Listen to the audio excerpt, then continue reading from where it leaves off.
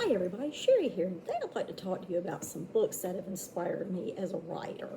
I'd like to open with the one that actually convinced me that I wanted to become a writer, and that would be Christopher Pike's Die Softly. We are going way back here. If you were a teenager back in the 90s, you know that the young adult murder mysteries were quite popular, and while R.L. Stein was the best known one, Christopher Pike was also a very well known young adult author of murder mysteries. And this one, I don't know what it was about this book that really captured me, but basically, it is ancient tech. It is about a photographer who sets up his cameras in the showers to get pictures of the cheerleaders after cheerleading practice, and instead, what he gets is a video of one hitting another on the head with a baseball bat. And the girl who got hit on a baseball bat was later killed in a car accident. So it kind of unlocks this whole mystery about, was she already dead before she went off the cliff in the wreck?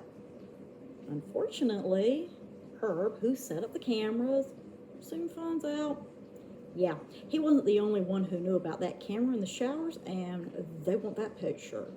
This, honestly, it would probably be kind of hard to find. This is actually my second copy of this book. I had to buy it online. I don't know why Christopher Pike doesn't have his books on Kindle, but he should. He definitely should. I think that this is one of his best. And if you can get this at a secondhand bookstore or something, it's still ancient tech aside. This is just a good, solid mystery. I love it. It takes place in the space of basically 48 hours. It's just real good, quick, captivating mystery. Just it hits you. It gets in, it gets out, and it gets right on with it. Now, that name, Christopher Pike, might sound familiar to you. It is a pen name after the captain of the Enterprise before James T. Kirk. Obviously a Trekkie, as I am as well. And I will, fast forward a little bit to that book convinced me that being a writer was definitely something that I wanted to do. If you like, especially Star Trek Strange New Worlds, you will like my latest book, Exile. And this is particularly relevant if you've seen season 3 of Strange New Worlds. I am going to reference season 3, episode 5, Through the Lens of Time. That gets all up in a lot of things I talk about in this book. So if you're a Star Trek fan, if you're a Strange New Worlds fan, even a Deep Space Nine fan like I am, I love Deep Space Nine. Seriously, you will like this. It draws on a lot. It draws a lot of inspiration from those things, just from the space station, the physics, the concepts that they use throughout. It really is just, if you like Star Trek, seriously, check out Exile. And I'm talking, even the older ones like the Next Generation, Deep Space Nine, Voyager, but Strange New Worlds, and Picard season 3 actually. I think was some of their finest television, really. Oh, that one has some shocking moments in it. But moving on, another book that really, really captivated me and made me want to be a writer, and I don't have a hardback copy of it here because it tore up, was Stephen King's The Stand.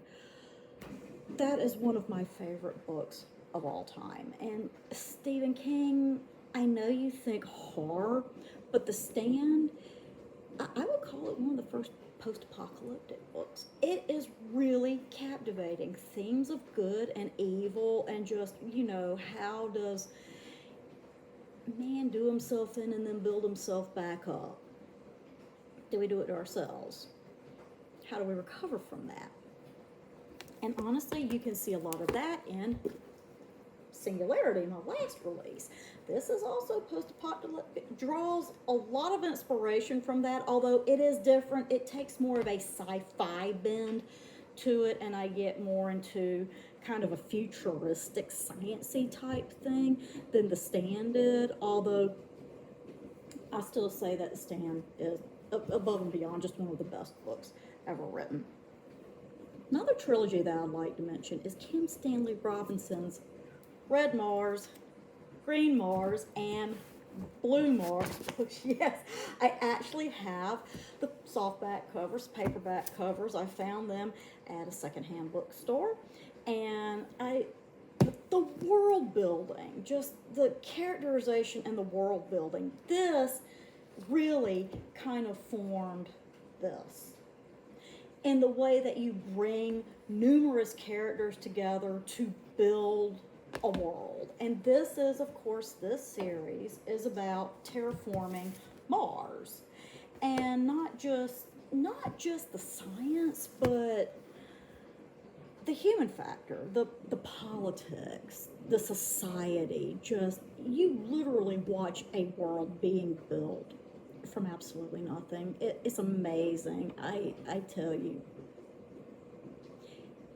He deserved the Nebula for those. He did. They are outstanding books. If you're a sci-fi fan and you've never read them, definitely, I highly recommend them.